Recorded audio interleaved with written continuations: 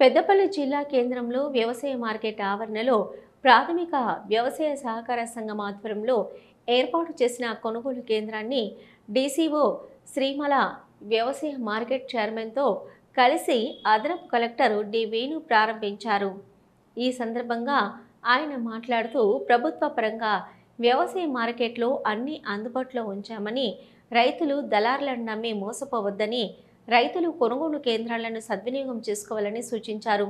రైతులు తమ ధాన్యాన్ని ఆరబోసి శుభ్రపరిచి కొనుగోలు కేంద్రాలకు తీసుకొచ్చి ప్రభుత్వం మద్దతు ధర పొందాలని కోరారు. కేంద్రంలోనే మద్దతు ధర లభిస్తుందని, కేంద్రంలో రైతులు సహకరించాలని ఆయన కోరారు. ఈ కార్యక్రమంలో తదితరులు పాల్గొన్నారు.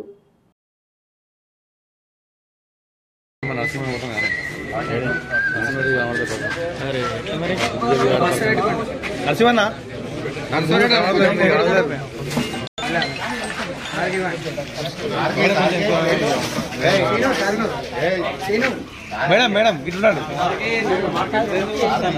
మన పెద్దపల్లి మార్కెట్లో మనం వరి ధాన్యం కొనుగోలు కేంద్రాన్ని ప్రారంభించడం జరిగింది. మన జిల్లాలో సుమారు 333 సెంటర్స్ ఉన్నవి. అందులో ట్యాక్స్ 325, మిగతాది 65 మన ఐకేటీ సెంటర్స్ ఉన్నాయి. ఎటువంటి కూడా గన్నీస్ కూడా మనకు మిషన్స్ అంటే తార్పాలిన్స్ కానీ, మాయిశ్చరైజర్ కానీ, హస్క్ రిమూవర్స్ కానీ, గ్రెయిన్ క్యాలిపర్స్ కానీ అన్నీ కూడా మన దగ్గర సఫిషియంట్ అన్నీ ఉన్నాయి.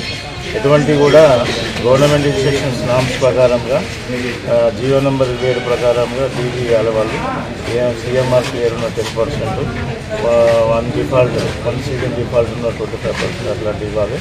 మేము ఆల్రెడీ మాకు మిల్లర్స్ డీజీ సమర్పించడం జరిగింది. సుమారు 90 రైస్ మిల్లర్స్ మనకు ఎలిజిబుల్ ఉన్నారు. వాళ్ళ దగ్గర తీసుకొని ట్యాగింగ్ చేయడం జరిగింది.